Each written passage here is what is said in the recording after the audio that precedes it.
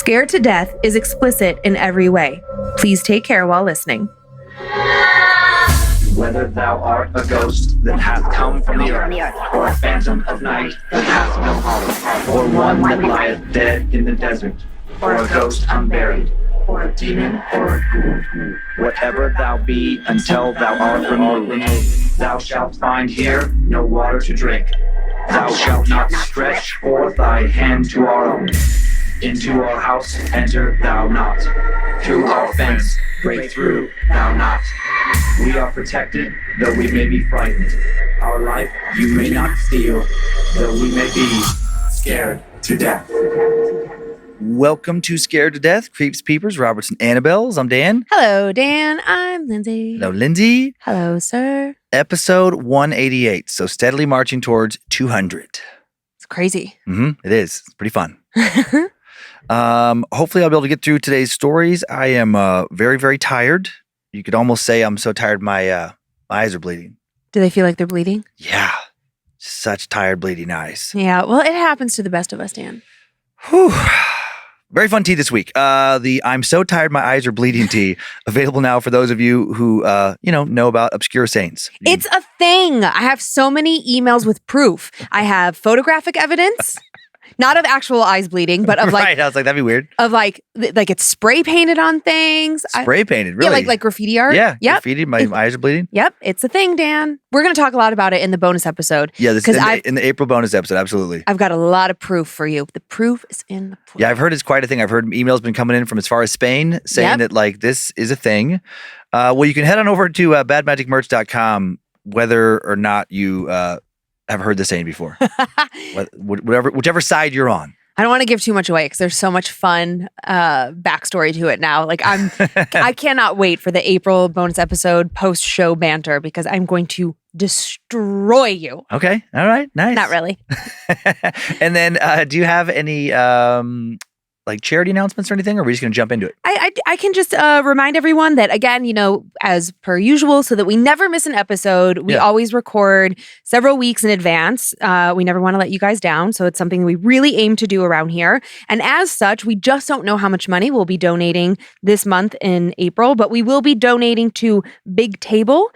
Big Table, as a reminder, is a nonprofit to help people in the hospitality industry in their moments of crisis when they're having to choose between going to work or picking up a sick kid from school. Those kinds of really difficult moments that happen happen a lot, in that sector of work. So we'll get totals to you guys when we have them. And then just one final reminder, the Bad Magic, to go to badmagicmerch.com and look for the scholarship tab at the top. The application process closes on 4/24. That's April 24th. That's your last chance. And today, this is the April 11th episode. So you've got almost here. A tiny bit of time.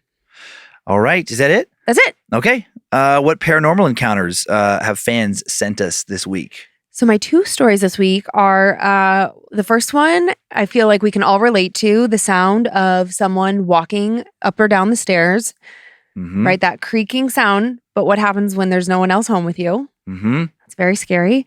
And then my second story is so bizarre. I don't know how to set it up without giving too much away. So I'll share more when I get into the tale. But it is, I don't love a tale with no resolution. Yeah.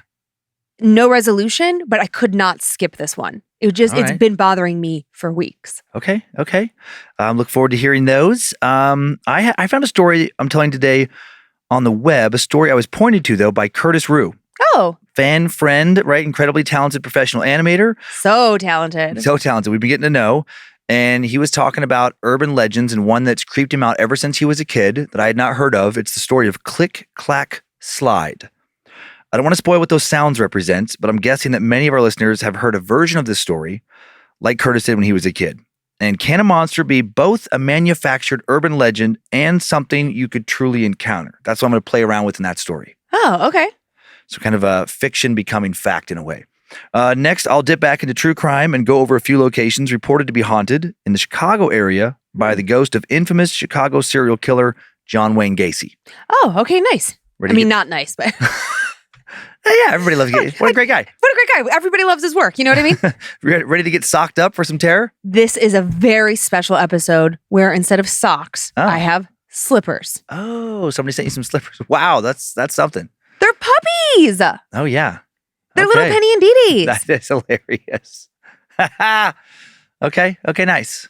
Very cozy. I love them. It's like wearing my dogs on my feet. And the phrase, my dogs are barking. Mm-hmm. That's a good one for the literal game. Yeah. That one I've heard of. Yeah. My dogs are barking. Okay, so no setup on this first story whatsoever. I am just jumping in. So you ready? Jump around. Time now for the tale of Click Clack Slide. A long time has passed since Janet's accident at the train tracks, but folks around here will never forget it. Janet was a beautiful young teen girl with thick, long, wavy blonde hair and the bluest eyes you've ever seen. Like a bit of the sky itself, or maybe some of the ocean, has crept into them. One night, just like dozens of times before, her mother sent her down to the local neighborhood grocer to get some fresh milk and a few other small items. The sun had just set in the sky, and her mom reminded her to be careful crossing the train tracks. The 8:30 freight train was expected to be barreling through at any minute. It always seemed to speed through town much faster than you'd think it would be allowed to. Janet promised her mother she'd be extra careful, just like always, and she set out for the store. Unfortunately, as careful as she tried to be, a freak accident didn't allow her to cross those tracks like she had hoped. As she walked across the tracks based on what a horrified local witness would later tell the police and others, and based also on the evidence at the scene recovered later, her foot got stuck. A loose bit of shoelace got pinched under some of the track, and when Janet tried to pull it free, it drew the lace so tight, now she couldn't remove her shoe. Holy shit. She sat down to try and tear the lace apart, but it was too strong for her. The harder she pulled, the more stuck it became. And when the train then rounded the corner in the distance, she panicked. Oh my God. She started to yell for help as she sat there, tied to the track, fussing over her foot like a fox caught in a hunter's trap. She tugged and tugged, screamed and screamed as the freight train came racing towards her. Several locals watched the grisly scene unfold, and none came to her rescue. There just wasn't time. It was too dangerous. It was hopeless. But from Janet's point of view, I imagine it just looked like apathy, like no one cared enough to try and save her. In the dim light of the street lamps, the engineer didn't see the poor girl until it was much too late. He did pull the brake, but not in nearly enough time, and the huge and heavy train hit Janet at nearly full speed. All they ever found in the investigation that followed was her legs. Her shoe was still stuck to the tracks, her foot still stuck inside it. Oh my God. The rest of that leg and the entire other leg and her hips were found over 100 feet away, just to the side of the tracks. Everything below her belly button, roughly, was recovered, but no one knew what happened to the rest of her. Some think the impact of the train was so devastating that there was truly nothing to be found, that her upper body was essentially disintegrated on impact, burst into sprays of blood and tiny fragments of flesh, bone, and entrails. Others, though, they began to think in the weeks that followed that something much stranger happened to the rest of poor Janet. According to rumors that many have written off as nothing more than an urban legend, it wasn't too long after that night before folks started hearing an odd sound right around 8:30 each evening, right around the time the train hit Janet. The sound was reported to be a steady click, clack, slide. Click, clack, slide. The slide being the sound of something dragging in the darkness. At first, the sound was only reported as being heard near the scene of Janet's tragic and deadly accident, but soon it started to be reported as something heard all around town. Something was spreading. The sound made people's skin crawl, filled them with dread, and people started locking their doors and keeping their kids inside by 8:30 at night just to be safe, just to protect them from something they couldn't wrap their minds around. Some said that this sound came from Janet's ghost, or maybe came from something a bit more than a ghost. What if a new monster had been born from blood, pain, terror, tragedy, and anger? A legless, undead corpse dragging itself from one end of town to the other, looking perhaps for a new pair of legs, or maybe just looking to take its pain out on anyone foolish enough not to run from the horrible click, clack, slide sound that it made. A creature forever furious that no one tried to help save her from the terrible collision that mangled and killed her. Or based on later alleged victims, maybe it was a monster jealous that other local teens got to live lives free from the same pain, Teens free to progress into adults and live out the dreams that for Janet were shredded just as her body was the night she died. If the urban legend is to be believed, nearly a year later, the creature that was once Janet attacked for the first time. Many locals had started to relax as far as keeping their kids inside after dark was concerned. Yes, some still reported hearing the disturbing sound. Click, clack, slide. But nothing else ever happened. No source of the sound had been witnessed, no one had been attacked, and now it was all being dismissed as scared kids letting their imaginations get the best of them, working themselves up and turning a real, terrible tragedy into something out of a horror movie. Even the parents that were the most frightened and paranoid over the initial reports of a monster in their midst had now let their guards down. Around this time, early one evening, Sherelle's mother called her into the kitchen. "Sherelle, I'm out of flour, baby, and I needed to make the gravy for breakfast tomorrow. I need you to run down to the store and get me a bag." Sherelle looked up at the clock. It was nearly 8:30. "But Mama, it's almost 8:30. Sherelle's mother looked up at the clock and back at her daughter and smiled, and stopped just short of rolling her eyes. "Sherelle, you're not still worried about that silly story, are you?" Sherelle, a shy young teen who loved horror movies, even though they gave her nightmares and made it hard for her to sleep sometimes, was actually still very worried about the story. She'd been hearing that terrible sound outside her bedroom window at night for months. A few weeks ago, at the rare sleepover, her friend had wanted to walk down to an ice cream shop after dark, and even though her friend hadn't also heard it, she knew that she had, that it wasn't just in her head. Click, clack, slide. Sherelle struggled to reply. She was too embarrassed to tell her mom that she was still scared. She hoped her mom would maybe change her mind without her having to say anything. But she didn't. "I'm sorry, Sherelle, but you know I haven't been feeling well. You're going to have to be the one to go. The store will be closed by the time your dad gets home from work, and I promised I'd make him his favorite breakfast tomorrow. Now run along. You're getting too old to be worrying about Janet." Sherelle reluctantly pulled on her jacket, braced herself at the door, sighed, and then took off like lightning towards the store. It was busy that night, and it took Sherelle a little while to get to the cashier to pay for the flour. It was 8:35 by the time she stepped outside. She'd heard the freight train rumbling when she paid. As she left the store, her mama's words rang in her ears. "You're getting too old to worry about Janet." Sherelle gritted her teeth and forced herself to walk home at a normal pace. Maybe she was getting too old to be scared. Maybe she hadn't really heard what she thought she had. But then halfway between the store and home, she heard it again. Click, clack, slide. Click, clack, slide. "There's nothing there," Sherelle said out loud, and she continued her steady, though now somewhat faster pace. Click, clack, slide. Click, clack, slide. It sure didn't feel like her imagination. It sounded very real. And was the sound getting closer? No, of course it wasn't. She was just starting to freak out. Her imagination was just getting the better of her. Click, clack, slide. That was not her imagination. Sherelle froze and slowly turned her head to glance behind her, and she saw something impossible in the edge of the light sent down from the street lamp. The legless torso of a girl about her age, a blonde-haired girl whose once beautiful bright blue eyes were faded and wild with rage. Using her long, animal-like nails, she dragged her body, legless torso, behind her. Click, clack, slide. Sherelle dropped the bag of flour and began to run as fast as she could for home. To her horror, the noise became faster and louder behind her as she ran. Click, clack, slide. Click, clack, slide. Click, clack, slide. Soon, Sherelle was only 10 feet from her front door, her hand reaching to grab for the doorknob when she caught a glimpse of a dirty blonde hair out of the corner of her eye. Janet had pulled her way into Sherelle's front yard.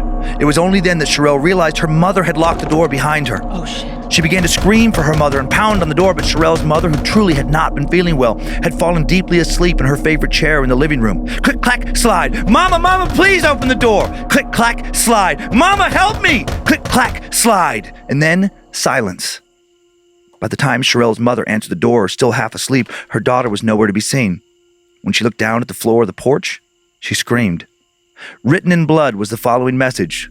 "Why didn't you open the door, Mama?" And then in the distance from her neighbor's yard, she too now heard the horrible sound. Click, clack, slide. Click, clack, slide. There was no trace of Sherelle, and she was never seen again. This was the first of supposedly several similar disappearances to take place. The first of several victims of the monster, once known as Janet, now known by the sound it made. Click, clack, slide. So that is a version of the Click, Clack, Slide urban legend. Various versions exist around the world, mainly in the US, Canada, Australia, and New Zealand, it seems. Also, it is very similar to the Japanese urban legend of Teke Teke, We covered that in episode 28, the Satanic Carnival episode. On a forum a few years ago, a bit of recent lore was added, though, to Click Clack Slide. And it poses a question we've pondered here before. Can horror fiction come from a real place? Here is a rewritten version, for storytelling purposes, of what I found. The Click Clack Slide story terrified Tara and a few of her friends back in Dayton when they were kids. She heard it at first at a church youth group sleepover, and damn, did it ever give her nightmares. For weeks, she swore she heard it when she stayed outside in her yard or was out with friends after dark. But then eventually, she moved on, and she and her friends obsessed over something else. And pretty soon, she no longer believed any part of it was real. And not long after that, she'd forgotten about it entirely. Or at least she thought she had. But now, walking home alone from a night class, the first week of her junior year of college, walking to her new address, a house that sat just off campus, she heard a train coming. Her house was about a block on the other side of the tracks. This was the first time she could remember hearing or seeing a train passing by here. And alone in the dark, the story of Janet, Click Clack Slide, came rushing back. She laughed a bit at herself, but also she felt a little bit of fear sinking into her stomach. Embarrassment followed as she stood and waited for the train to pass so she could get home. She thought, what was there to be afraid of? The story was so ridiculous. It was just an urban legend. The city everything supposedly took place in wasn't even mentioned. Of course not, it wasn't real. I mean, come on. If a bunch of girls went missing in connection with that creepy sound, if bloody messages were found in place of bodies, that would be a huge news story. She would have heard so much more about it. But then Tara thought of a conversation she'd had with a guy named Dylan she'd met recently. He was arguing that urban legends, what if they could somehow simultaneously be both fake and real? What if originally, someone made them up? But what if unknowingly, when they came up with the story, they didn't really invent it? What if something gave the story to them? Something real and often terrible. What if the scariest stories you've ever heard in your life, the scariest movies you've ever seen, even if the author or screenwriter or whatever admittedly made them up, what if they only thought they made them up? But really, they were writing a true story that just hadn't happened yet, or a story that hadn't happened in this dimension. At the time, Tara had agreed to that possibility, but not because she really entertained it. Dylan was just cute, and she was hoping they might meet up again, maybe date, hook up, whatever. But now his words suddenly seemed to make more sense than she'd wanted them to. While thinking that, she heard it. Just barely. The train had just finished passing by and the crossing gate still hadn't even lifted up. It was still noisy, but barely over that noise she heard click, clack, slide. No, this can't be real, she thought. But then she heard it again as the gates lifted. Click, clack, slide. But she still couldn't place the origin of the sound, not until she heard it a third time. Click, clack, slide. It was coming from behind her. She turned around and she screamed. The legless, bloody corpse of a mangled girl, dirty blonde hair and all, just like the story. Hard to tell in the distance, in the darkness, but she maybe even had those wild blue eyes. Tara didn't scream or run. She just stood there, dumbfounded, staring at a monster as it crept closer. Click, clack, slide. She wanted to scream, to run, but it was like she was hypnotized. She couldn't believe what she was seeing, what was happening. Click, clack, slide. Only 10 or maybe 15 feet away now, steadily approaching. Still, Tara remained frozen and couldn't make a sound. It felt like she was trapped inside a nightmare, except she hadn't been sleeping. Was she going to die? She almost wanted to laugh. Was she going to be killed by an urban legend that hadn't scared her since she was 12 years old? Click, clack, slide. The thing looked happy now. Hungry, maybe. Like it knew it was about to feed. Like she would be so delicious. How would it work, Tara wondered? Would this thing literally tear her apart with its mouth and hands, eat her like an animal? Would it press its lips against her own and suck the life, her soul maybe, out of her body? Click, clack, slide. Only a few feet away now. She was as good as dead. A car horn finally snapped her out of her trance, and she looked over towards the sound. It was Dylan. He looked like he didn't know if he should be concerned or laugh. What are you doing, Tara? You okay? Tara was about to scream for help, that she was not okay, far from it. She was going to scream that she was about to die, but then when she glanced back towards where the monster was, it was gone. Vanished without a trace, like it had never been there in the first place. I'm good, she mumbled. You sure? You were looking a little, zombie-like when I pulled up? You need a ride? I would love a ride. Are you hungry? Tara quickly hopped in Dylan's car. She did not want to head home just a block away from where she had just thought she was going to die in the strangest of ways. What if that thing came back? The two went to a 24-hour diner and resumed their discussion of the line between fiction and fact, at least in the realm of horror, possibly being blurred much more than what most people would ever think possible, unless they'd experienced something like what Tara had just witnessed. That's insane. Mm-hmm. Ah. That one, this story reminded me a little bit of the pull. Yeah. That kind of like that sound being such an important part of the story, or a distinct sound. Click, clack, slide. I kept thinking that must be like her hands, like. Yeah, that's what it's supposed to be. The nails. Yeah. Click, clack, and then slide, pulling her torso. Ugh. That story is also very sad at the beginning. Yeah, totally. Like in my mind, I was getting so angry. I'm like, just untie your shoe from the other shoelace. It's like, if this one's stuck, then duh. Yeah, I just pictured it getting like cinched so tight, and then you reach that point where you're like, shit. And then when you're scrambling and trying to do things quickly, you just keep making it worse and worse. And what a terrible feeling if all of a sudden now you've pulled it so tight that you can't get your foot out of the shoe. I know. You need somebody to come by with a knife or something and cut it. But there was no time. Yeah. I mean, that even if the urban legend isn't true, dying that way is like, that's entirely possible. Oh, totally. I can absolutely envision that happening to someone. Yeah, I have a few pictures.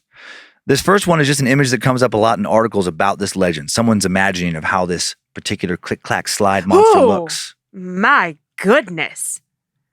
Yeah, super creepy, right? Yeah, also not what I was picturing. So it really threw me. And then this other picture, random, but literally the first image that comes up when you do, or at least did for me, when I did an image search of Janet Blonde Blue Eyes.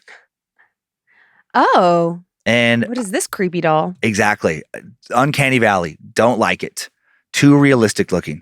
Also, like the face of an old lady, not a doll.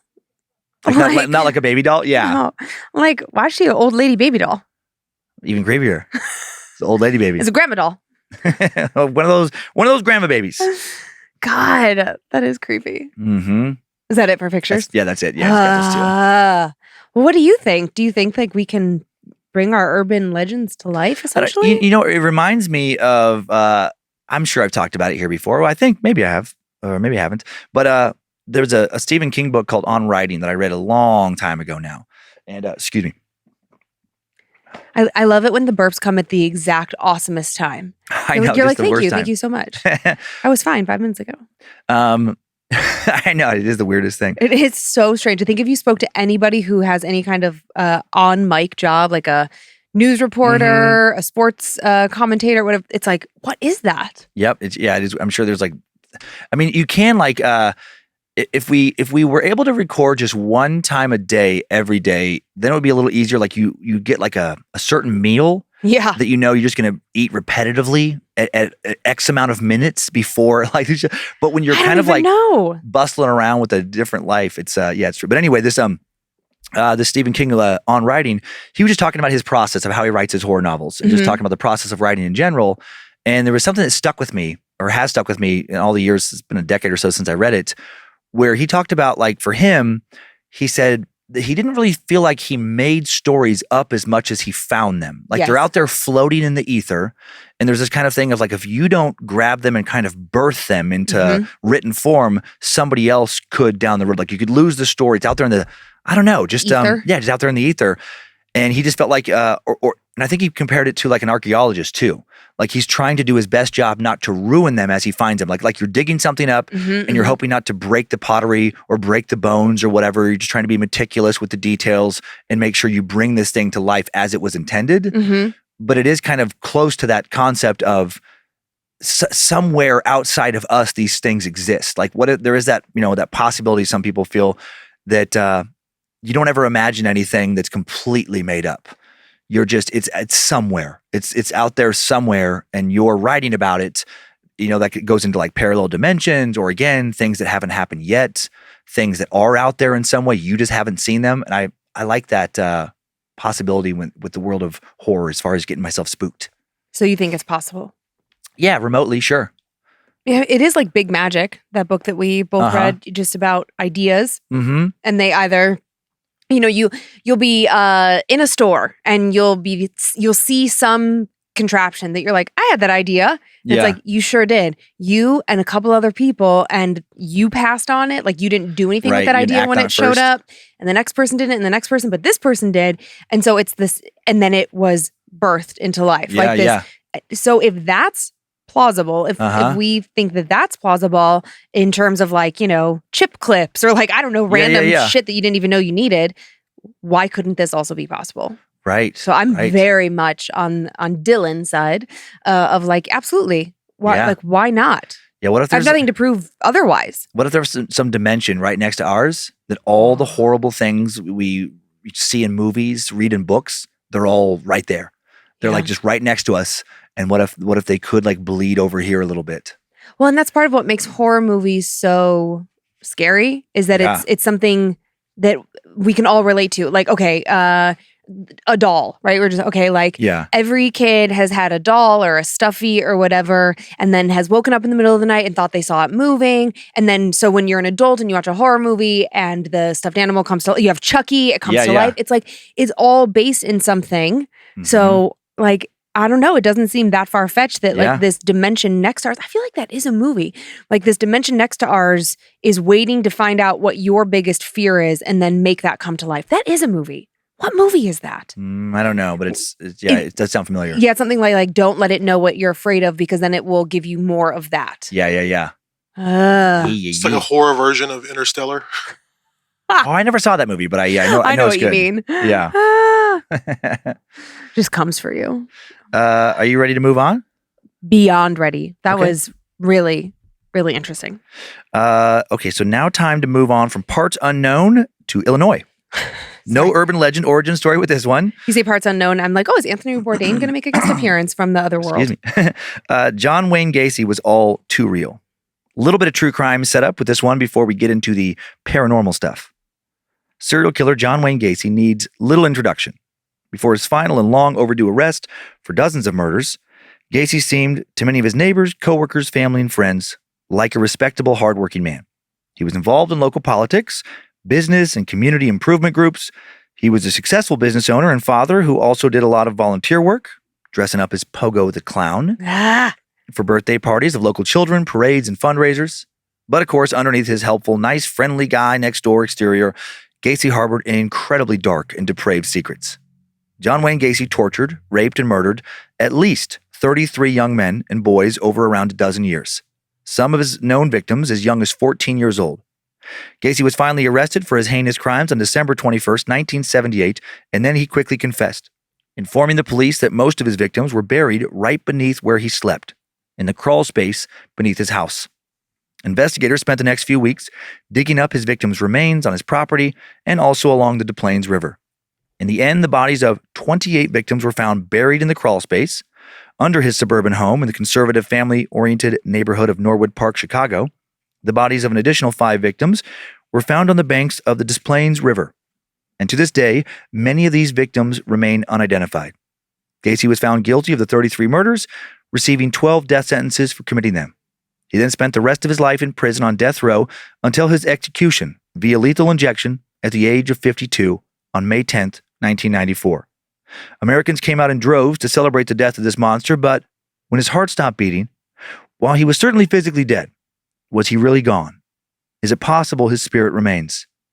Many people say that his ghost has lingered, with numerous reports of sightings over the years and various psychic mediums in agreement that Gacy's spirit is not only still around, but also frequents the numerous places he had an attachment to in life, rather than haunting just one place since his execution. Few killers have left such an imprint on the American psyche the way John Wayne Gacy has. Few are still talked about as much and feared and remain such an object of morbid fascination. Is it perhaps this focus and remembrance that is helping his spirit live on? Time now for the tale of the ghost of John Wayne Gacy. Gacy is said to frequent quite a few places in Chicago, including the banks of the Des Plaines River, Frankie's Roadhouse, and the Music Box Playhouse. Out of these locations, the Music Box is where his spirit is spotted the most. Currently functioning as an art house movie theater, it was a porn theater back in the 70s, and that was when Gacy was a regular. He would often frequent the space, sometimes alone, sometimes accompanied by other younger men. It's presumed that he killed several of the young men and boys he brought to the theater as dates.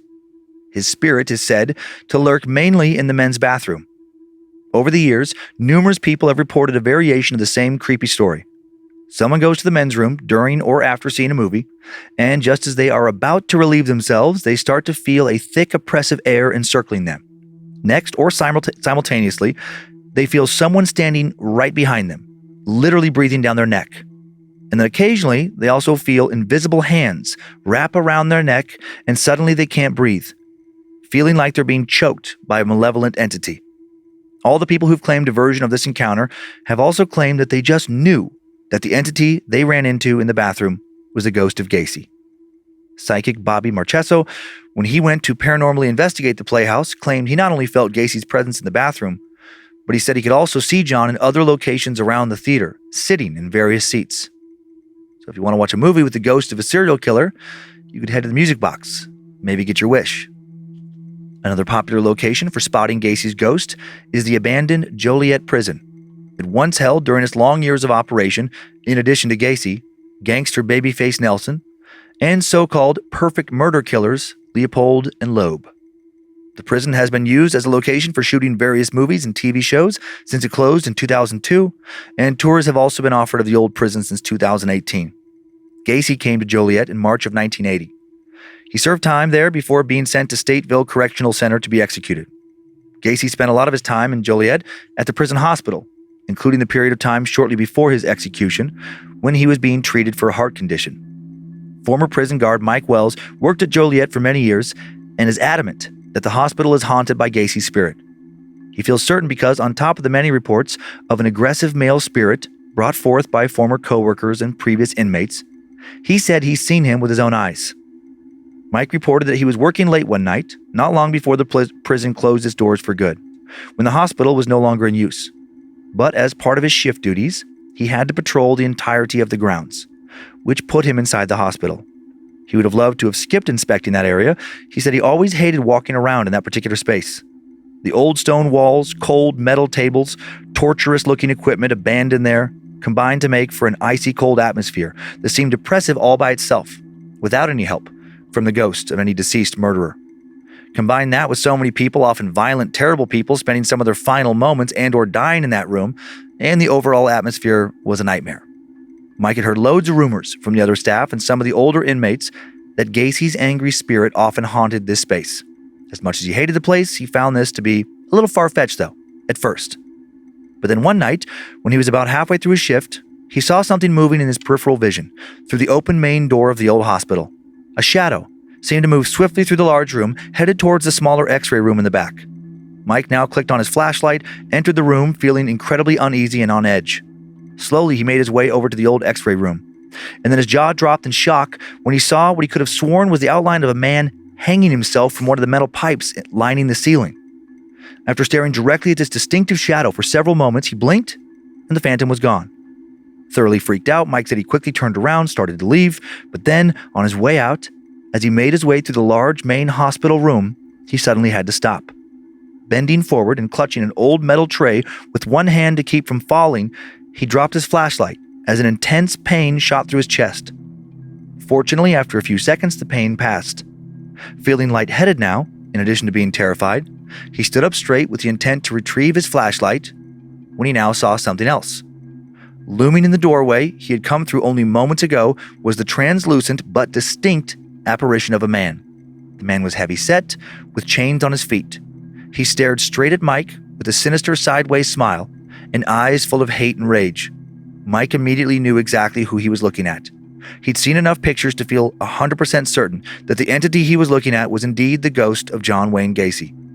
He'd later say he witnessed the apparition for nearly a full minute before Gacy's spirit moved on out of view, and now Mike grabbed his flashlight and ran out of that room faster than he'd ever run before in his life. After hearing some stories like this one, the Ghost Adventures paranormal investigation team traveled to the old Joliet prison to look into the claims, and they also interviewed several people connected to Gacy's last days there in some way. The crew claimed to capture some extremely convincing evidence. They spoke with a woman named Lisa Janke, who attended Gacy's execution. She said that she was once with the group doing a tour of the prison, After that first tour, she claims that she and some companions, quote, brought something back home with them. Throughout that night, she said they heard banging and slamming doors in their apartment. The next night, one of her friends reported feeling something go under her backpack, scratch her back, and then start to caress her breasts. And Lisa said this same night she was also pushed by an invisible force. Rob Johnson of the Old Joliet Preservation Coalition told Ghost Adventures that he, like Mike, whose claims we just covered, also saw the ghost of a man in the prison hospital. One day after the conclusion of one of his daily tours had just ended, he was locked inside the building around noon when he suddenly saw a menacing figure standing in the doorway, blocking him from leaving. Refusing to be scared into retreating further into the former prison alone, he said he walked forward and witnessed the apparition clearly slip outside, but, quote, as soon as he got into the light of the outside of the building, he was gone in front of my eyes. He was also convinced the thing he saw was the ghost of Gacy. Finally, we head to the old R Theater in Auburn, Illinois. Originally opened as a single-screen movie theater in 1947, the first sat 500 people, then 50 more seats were added. There was also a large wooden stage in front of the screen where sometimes various entertainers and bands performed. The theater fell into hard times in the 70s when more modern multi-screen theater complexes were built in the area, and it was repurposed for a variety of uses, including for a time in the late 70s, use as an adult movie theater. No surprises here, that is when Gacy was rumored to have been a regular customer. The theater then went through several more business iterations and was also closed for a number of years before Robin Terry and his wife Norma purchased the R Theater, turned it into their home in 1999, and proceeded to live there for almost a decade, before the building then became the home of Midwest Classic Insurance, as well as the Auburn Haunted Theater, a haunted attraction since 2008. Not sure if it is still used today for that purpose. While the Terrys lived there, a renovating project may have somehow led to Gacy returning to visit. Robin had long been interested in the paranormal, was an avid collector of all types of memorabilia, as well as being an amateur ghost hunter. When he bought the R, he knew that it was supposedly haunted, the source of many ghost stories. But he'd never heard anything about a connection to John Wayne Gacy in particular. But then when Robin bought an antique armoire from a friend who was in the process of cleaning it out and fixing it up, in addition to doing a bunch of remodeling, Gacy's ghost appeared. Robin started being visited by an ominous man-shaped shadowy apparition. Robin spoke to his friend, someone who claimed to be very sensitive to the paranormal, who after taking a walk through his new house, took him aside and said, I don't know how to tell you this, but you have the ghost of a serial killer in here. His friend's suspicions were confirmed several times as Robin invited ghost hunters, mediums, and psychics to explore the space. Then after Robin finished up the armoire, supposed sightings of Gacy increased. Sometimes he would be seen wearing prison overalls. Other times, much more terrifying, he would allegedly be witnessed in the full costume of Pogo the Clown. Wondering if there was some kind of connection, not just between Gacy and the theater, but also the actual armoire, Robin was able to find out that the armoire had come from Gacy's former attorney and once housed some infamous creepy self-portrait paintings Gacy made while he was on death row. What? The armoire was now moved away and locked up, and while the spirit activity lessened for a while, Gacy's ghost didn't disappear. Once he'd made it back to the R, it seems, he wanted to keep visiting. Whenever he was around, Robin, who has a heart condition, would experience chest pains. While he didn't move out, not right away, Robin did now start to tell visitors that they were not to try to make contact with Gacy, and he invited renowned author and ghost hunter Richard Estep to come and investigate the space properly. We've actually met Richard here on Scared to Death before in another paranormal case involving a serial killer, Indiana's Herb Baumeister, episode 135, Just Beyond. Estep led a paranormal investigative team with him, and they all instantly felt the heavy atmosphere of the theater. The old green room for performers housed the largest collection of Ouija boards Estep had ever seen. Robin was an avid collector of occult objects. This room also happened to be one of Gacy's favorite hangouts. Richard didn't think that that was a coincidence. Had Robin been trying to contact Gacy? Had he communicated with him? A spirit box session was placed in this room, and a notable and chilling conversation between Estep and the spirit of Gacy featured a voice coming through the box saying, John is coming. When asked where he was coming from, the voice allegedly replied, from hell. The old theater room itself was where Estep's team encountered something even scarier. As soon as the team walked into the room, the hairs on the back of their necks stood up. A different doll had been placed on every seat in the dark room. There was every kind of doll you could imagine. Raggedy Ann, Cabbage Patch, Chucky lookalikes, Victorian dolls, even a clown resembling the doll from the movie Poltergeist. Supposedly, these dolls were not placed on the seats by Robin or anyone else there. They did belong to Robin, but were allegedly supposed to still be in storage. Within moments of encountering this macabre display, everyone present heard a crash at the back of the room, followed by a flash of blinding green light. The light was so bright, almost everyone on the team had to shield their eyes. One woman, Lisa, though, did not shield her eyes, and she now froze in fear as she let out a scream when she said she clearly saw the apparition of a large man dressed in a clown suit, makeup running down his face. She recognized the clown instantly as Pogo. And that was it for the investigation. Curiously, just after a step and his team left, Robin Terry was rushed to the hospital with severe chest pains and a heartbeat of 170. That was the last time he ever tried to interact with the spirit of Gacy. And he and his wife moved out of the building shortly thereafter. He said he had no intention of adding to John Wayne Gacy's body count. That's so terrifying. Like we capture a serial killer. Mm-hmm. One of the Execute creepiest him. ones ever found in this country. God, Yeah. I know. And then to think that he could come back, like just when you think you're done. Mm-hmm. I I have some pictures. This first one is a mugshot of serial killer John Wayne I don't wanna Gacy. see it. He's so creepy. Mm-hmm.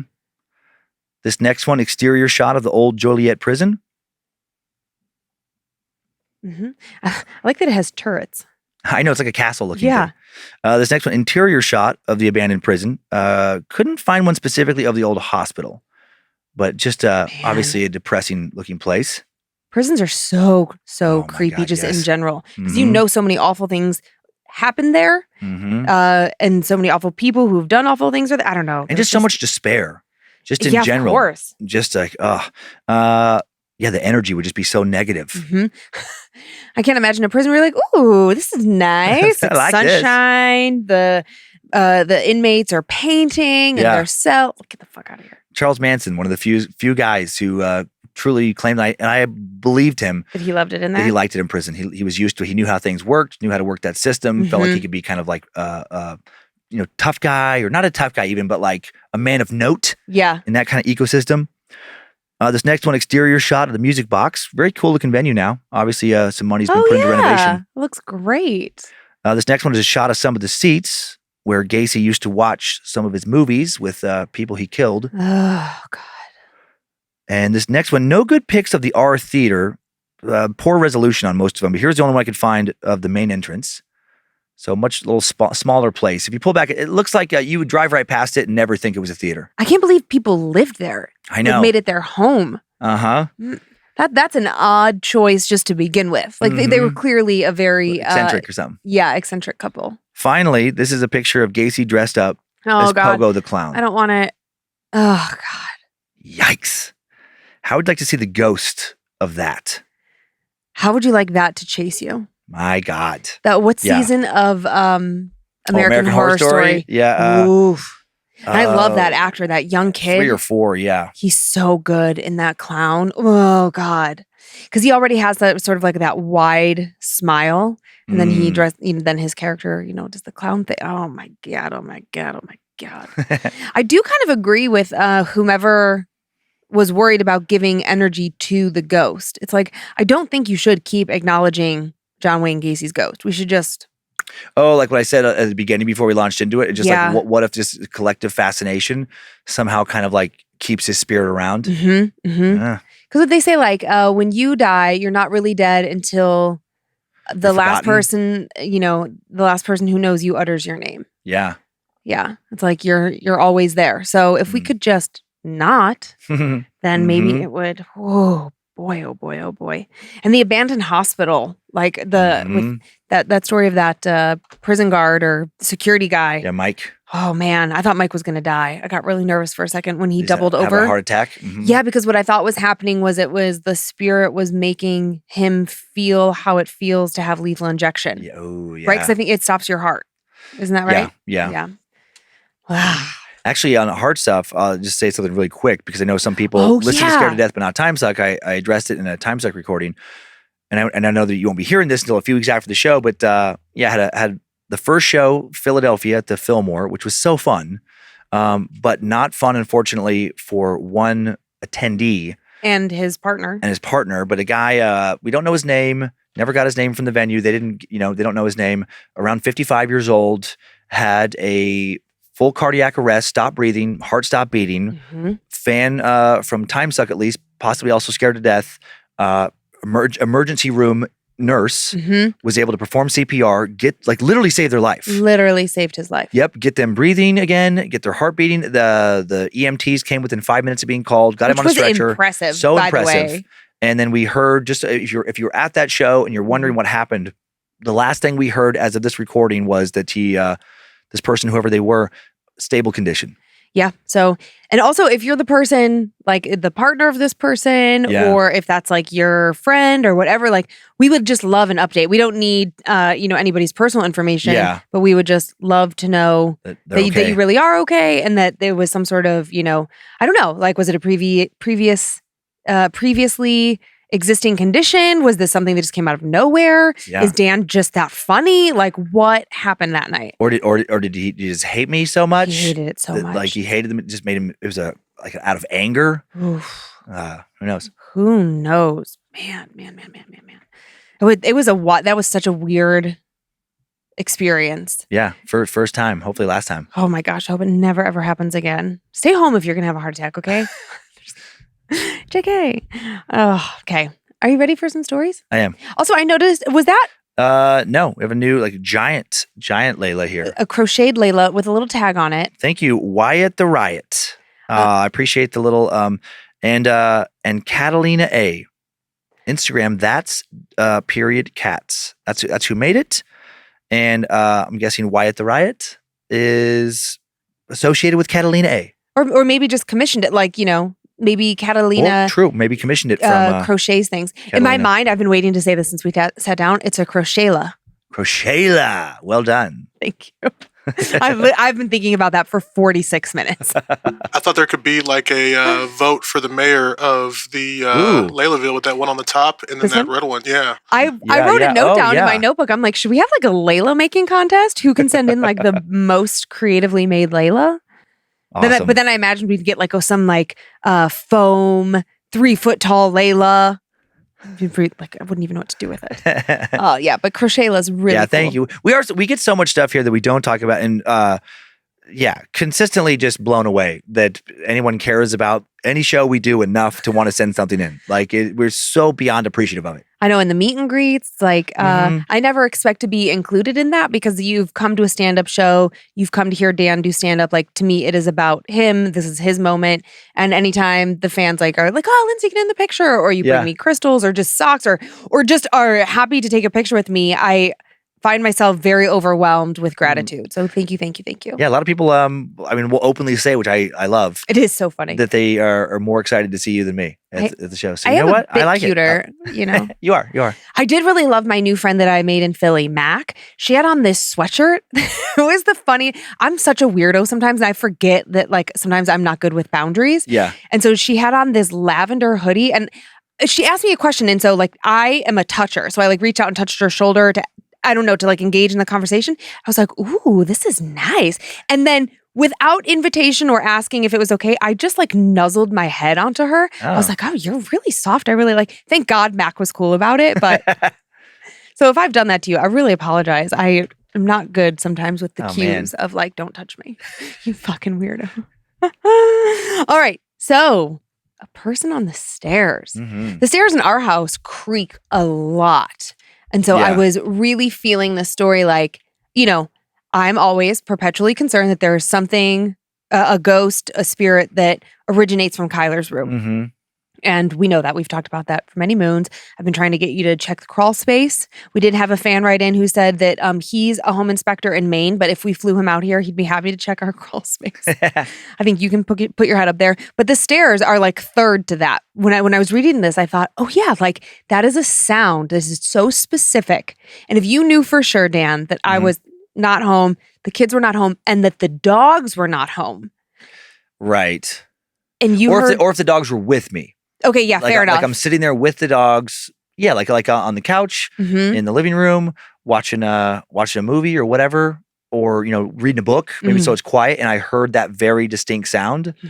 That would be super freaky because it is a sound that I've only ever heard when someone is actually walking on the stairs. Yeah, it's not, some houses kind of like breathe, like you can like hear like the expand and contract of the house. Yeah. And so you'll hear like certain things creak when no one is around, or maybe that's a ghost and I just want to believe that's what it is. Yeah. But to me, the stairs are so awful because it's the stairs themselves and the sound of a foot, like the thud of a footstep on the stairs. The two exist together and only together.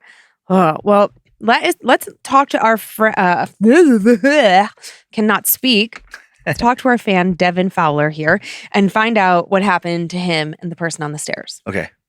Hey, Dan and Lindsay. My name is Devin, and my wife is Ashley. And I thought I would share a story about a beautiful, terrible little cabin I lived in when I was younger. Growing up, my family was very religious, but this wasn't evident to me until we joined a Native American reenactment group. Huh. I don't know what that is. I'm not entirely sure either.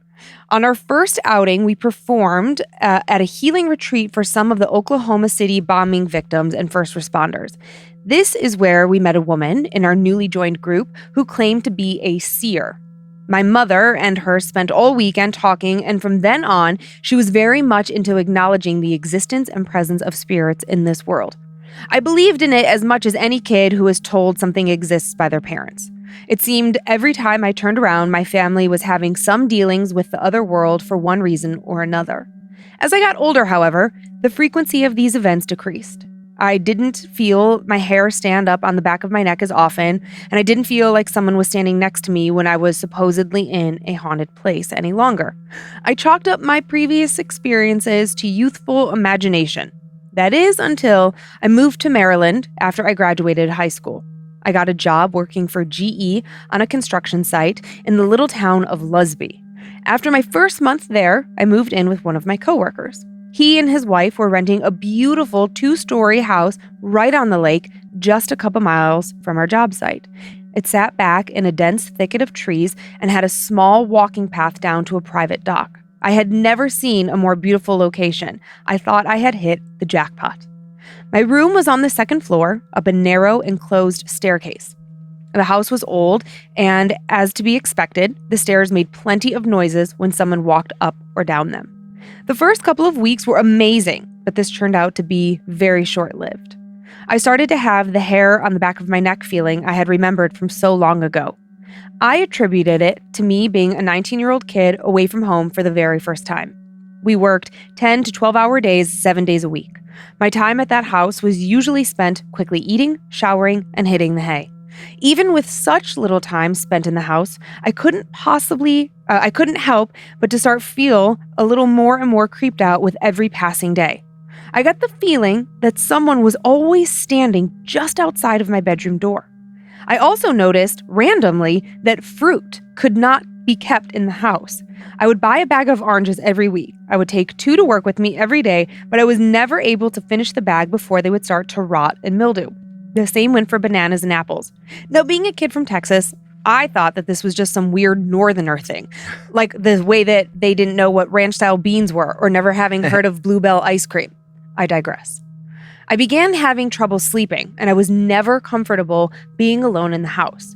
One day, I was sitting on my bed using my laptop when I definitely heard my friend's wife call my name from just outside of my room. "Devin," she said, plain as day. "Yeah?" I answered back. "What's up?" I didn't get an answer. I looked up and looked across the tiny landing at the top of the stairs as their room was right next to mine. She wasn't there. Huh, that's weird, I thought out loud. "What's up?" I yelled again, and still no answer. Then I heard a car door slam. I looked out the front windows down the driveway, and there they were, both of my friends, my friend and his wife, outside washing his truck. It had only been a few seconds, and there was no way she could have possibly made it outside that quickly. A few days later, I woke up in the middle of the night, sat straight up in my bed, and began screaming at the top of my lungs. Something I had never done before or since. It was just a bad dream, I told my roommates when they came in to see what the hell was going on. But that wasn't the case, however. In fact, I wasn't dreaming about anything. This last incident that happened is the only reason to even tell this story. During Easter, the company had given everybody a couple of days off. This was the first break we had had in 3 months. Most everyone went back home as 90% of the crew was from North Carolina. But I wasn't about to spend $1,000 on a plane ticket back to Texas for 2 days. So like it or not, it was just me, alone in that beautiful, terrible house. I slept downstairs on the couch with every light on in the house. The first night came and went with nothing to report, but on the evening of my second night alone, I wished I would have rethought that plane ticket. I was lying on the couch, talking to my girlfriend, professing all of the I miss yous and I wish you were here that a lovesick 19-year-old could muster. The couch was positioned against the wall next to the stairwell. During a break in the conversation, she piped up with, I thought you'd already gotten the charger from your room. I did, I replied back slowly, starting to realize what prompted the question. Well, then why are you going back upstairs? As she finished her question, there was no doubt what she was talking about. The creak of those old stairs were all too familiar. I laid there, staring at the wall as the sound of each step on the other side grew louder and closer.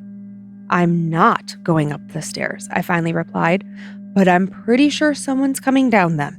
Never in my life have I been so sure I wasn't alone in a room, even though I was the only person there. The blood drained from my face and I could barely breathe. I felt completely paralyzed by fear. The wall started to creak as if someone was leaning up against it to help them with their balance as they descended the stairs. The last footstep hit the landing less than 3 feet from the couch. As I lay there motionlessly, my girlfriend's voice snapped me back into reality. Run! She screamed. Just get the fuck out of the house! No, I said as I finally found my voice again. It can't harm me. I'm not leaving. I said those words almost out of instinct, but did I really mean them? Yes. I meant every bit of it. I remembered back when my mother and I were in a house, blessing it for a family that didn't know what else to do. My mother had turned to me and said, some spirits may wish you harm, and some may try to attach themselves to us and follow us home. But if you let them know that you have the Lord in your heart, you are in control, and they will leave you alone. I sat up straight on the couch and shouted, you can finish coming down here if you want, but if you do, I swear to God, it will be your last day in this house. After what seemed like forever, the stairs started to creak again, ever so softly, until they disappeared back upstairs.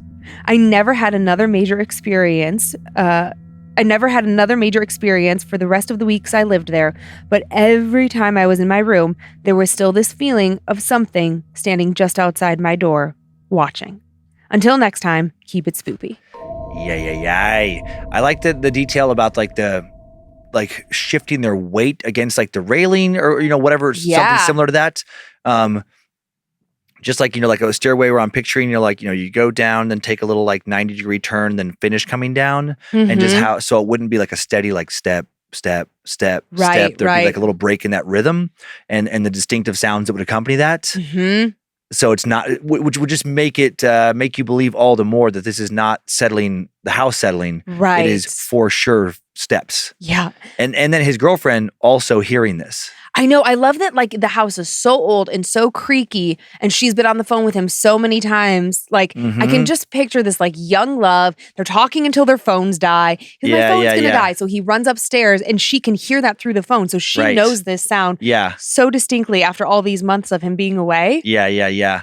The fact that she picked up on it first was very interesting. Mm-hmm. And of course, I love that she immediately told him to get out because that's what we do. Us women, we know you should just leave. I know this wasn't, or unless I missed, I think it was just a phone call, not a FaceTime or something. Oh yeah, he said just a phone call. Yeah, but it made me think about that is one of my favorite things in horror movies that is so fucking creepy when you have somebody on some kind of Zoom, FaceTime, whatever, any kind of video.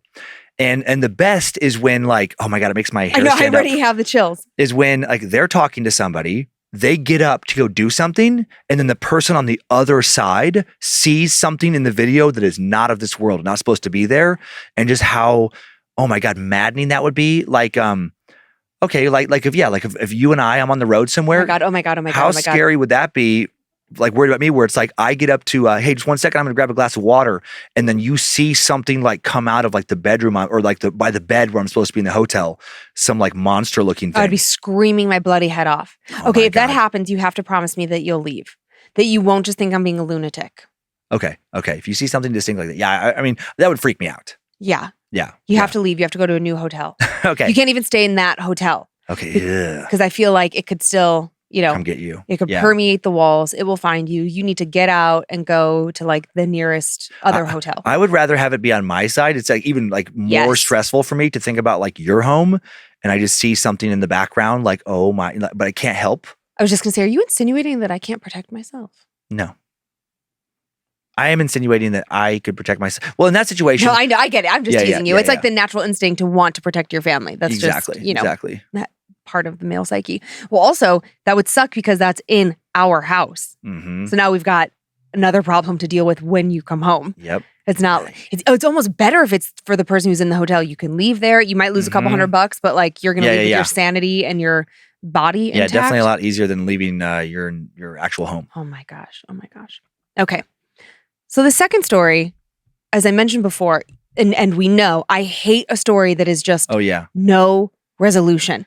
This story is so weird. And the fan who sent it in even asked, like, I want you to tell me what you think, because after all these years, they have no explanation. Yeah. It is so bizarre. I've never heard of anything like this ever, ever, ever. Okay. It is so strange. So not like an encounter, but just so bizarre. And I believe that paranormal activity is the only explanation, but I don't know, maybe you'll be able to come up with something else. Okay. So listen carefully to the details. There will be a quiz at the end. Sounds good. Greetings, Dan and Lindsay. I've been listening to the podcast for maybe a year and a half, and it's led me to a few other creepy podcasts I probably would not have considered. Shout out to the Box of Oddities. It's a great show. Oh, yeah, that is a great show. Yeah, I love those guys. Kat and Jethro.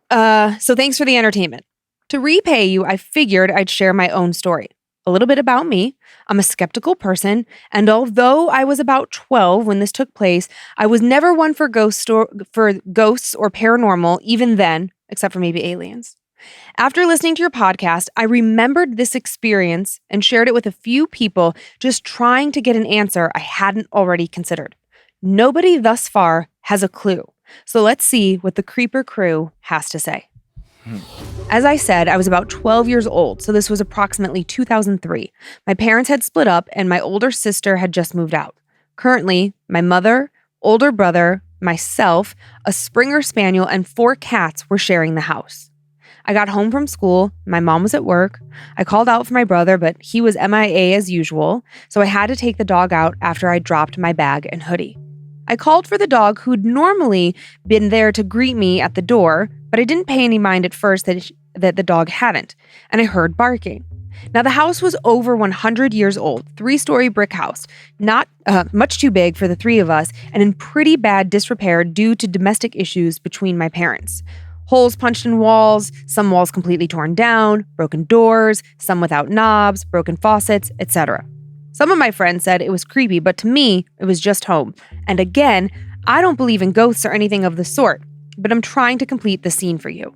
I followed the barking into the kitchen, then up the back staircase to my mom's room. I put room in quotes because she didn't sleep in there, and it was more of a glorified storage unit. The room was packed with furniture, and all of the furniture had clothing hung on it and strewn about any exposed flat surface. That was the chaos I expected to see when I pushed the cracked door open, but that is not the chaos I got.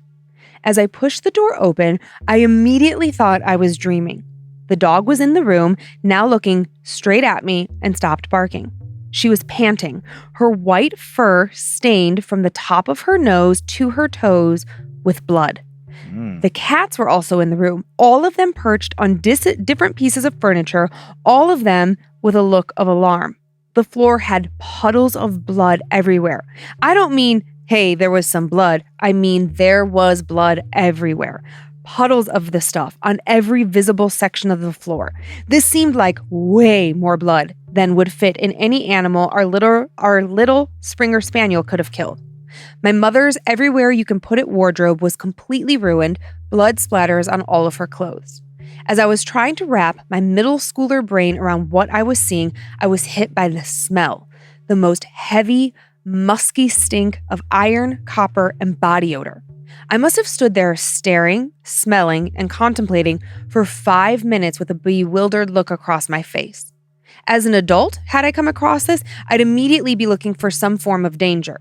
As a 12-year-old, I just remember pure confusion and telling myself, well, She didn't kill a cat. They're all here. Like that was some sort of small comfort. The first thing I did was take the dog outside to a nearby stream and washed her off. I can only imagine what my neighbors must have thought.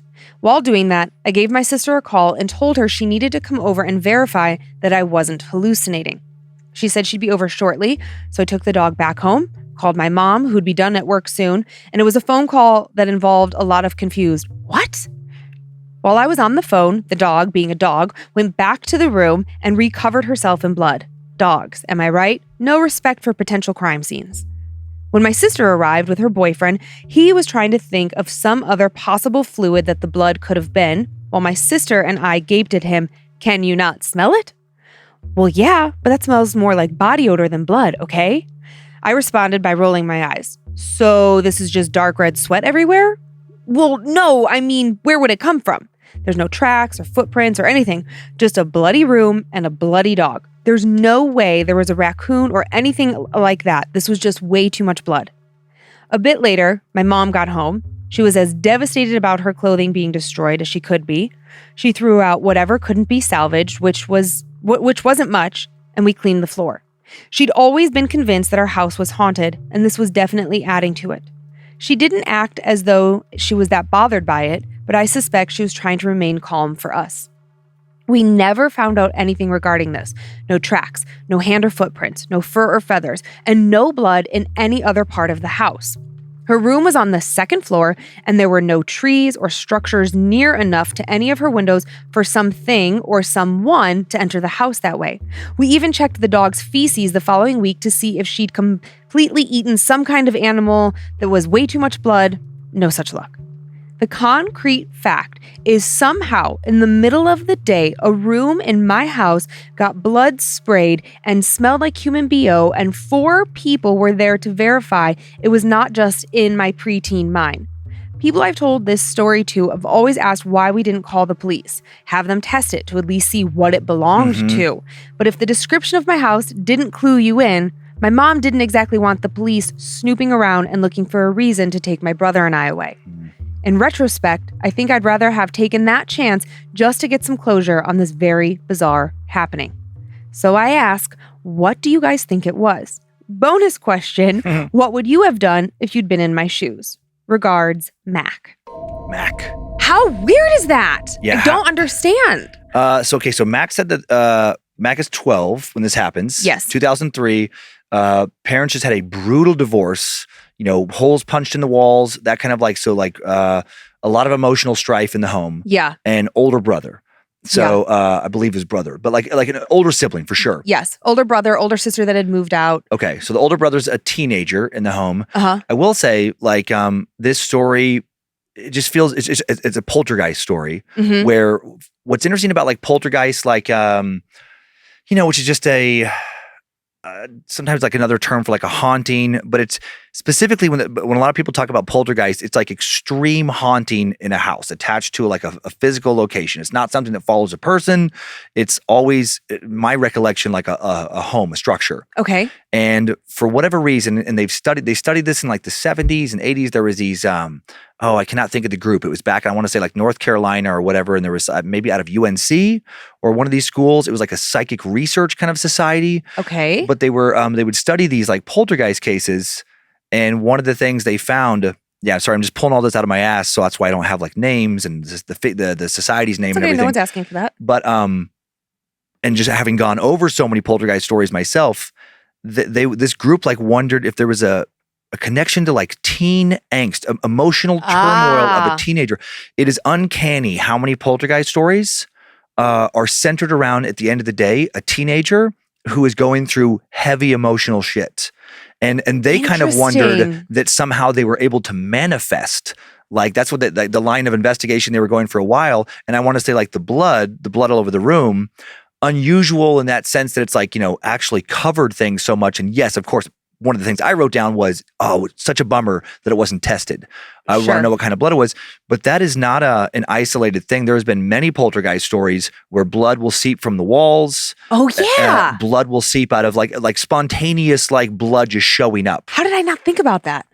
And again, I cannot think of a single one of those stories that isn't associated with some kind of teenagers in the home and turmoil. I believe in Amityville, the Amityville horror, there was some blood and things like showing up in that home, like a famous example of like poltergeist activity. Yeah.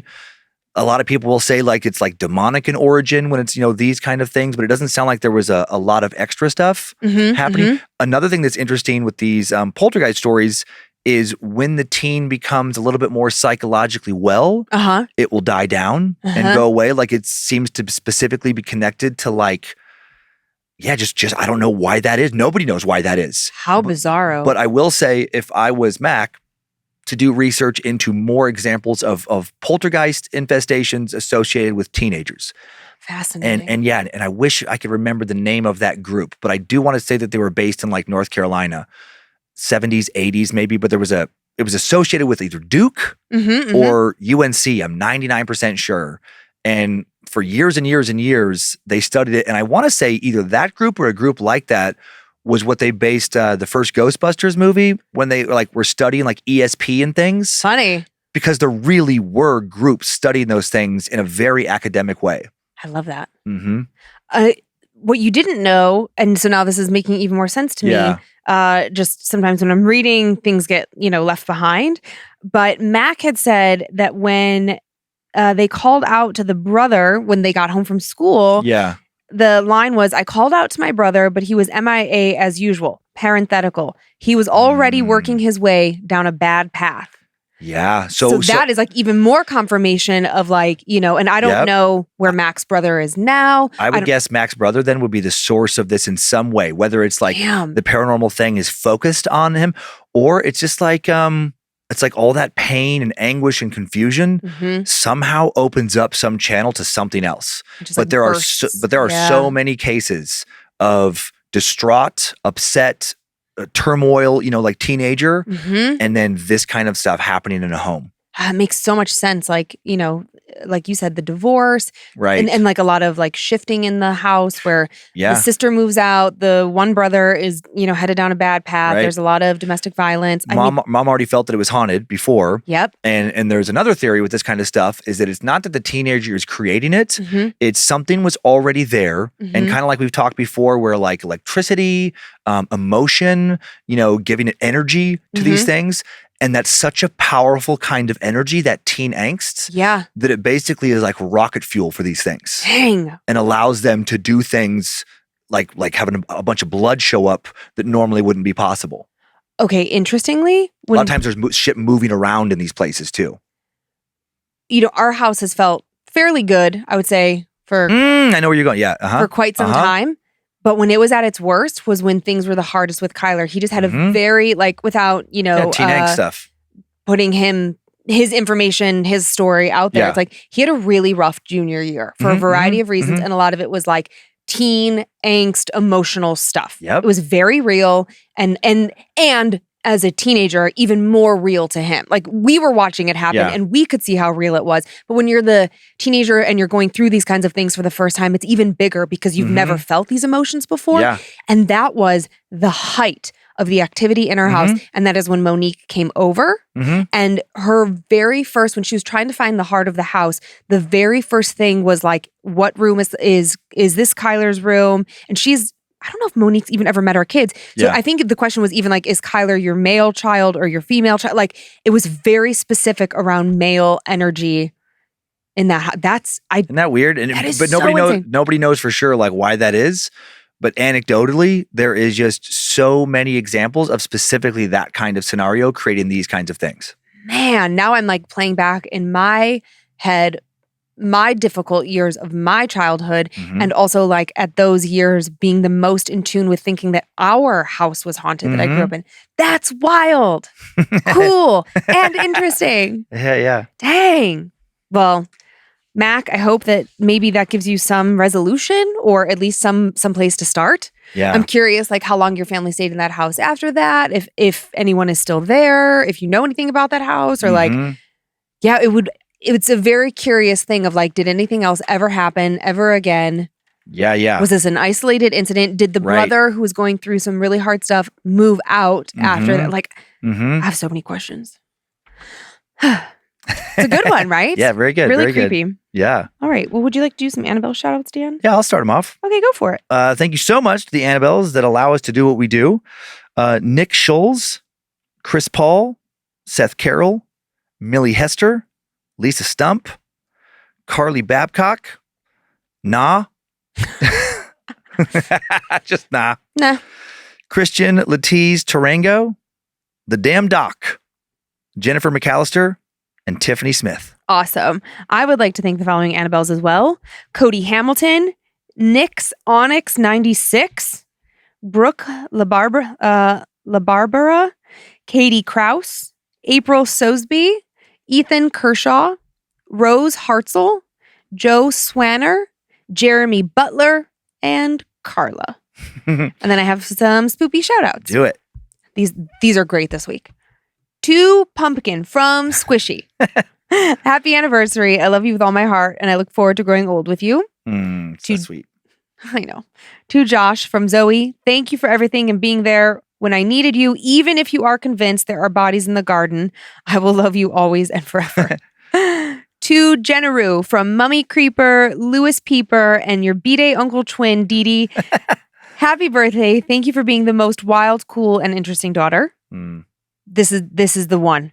To Boob from Big Beefy Boy. I love you. That is, yeah. Okay. Boob and Big Beefy Boy. Like, I was dying so hard. I'm guessing they have a good sex life. Okay, so just when Big Beefy Boy sent this email in, it was something about like, maybe he works for a moving company, and when a customer called in, they requested, she's like, I want like that Big Beefy Boy. Okay, funny. And it just stuck. It's a great one. And to Sweet Thang from Sweet Pancake.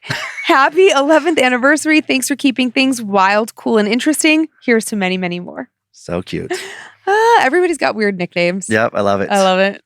And that's our show, sweets. Thanks for continuing to send in your personal tales of terror to mystory@scaredtodeathpodcast.com. You can email us for everything else, info@scaredtodeathpodcast.com. Thanks to Logan Keith and Tyler C. for their work on social media with Ryan Handelsman and Emily Liccardi, and also running badmagicmerch.com for Logan. Thanks to Tyler C., producing, directing today. Zach Cohen for custom soundbed creation. Heather Rylander for organizing the My Story emails. Book editor Drew Atana, polishing and preparing listener stories for book number 4. I found the first story I told this week, and thanks to Olivia Lee and Sarah Finch for finding the second. Subscribe to Bad Magic Productions on YouTube if you want to watch us. Follow us on Facebook and Instagram if you want more content and to see pics that accompany episodes at Scared to Death Podcast. And we have a private Facebook group, Creeps and Peepers. Get in there.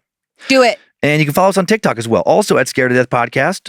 Scared to Death Podcast. My gosh, just so many announcements at the end. And then this, and then thanks for this. But you can find like show highlights and stuff there. And if you don't want to hear more ads, if you want monthly bonus episodes, check out our Patreon. Get the entire catalog, ad-free and more. Enjoy your nightmares, creeps and peepers. Hope you're scared to death. Bye. If spirits threaten me in this place, fight water by water and fire by fire. Banish their souls into nothingness and remove their powers until the last trace. Let these evil beings flee through time and space. Evil may pass through, but hath no home here within, scared to death.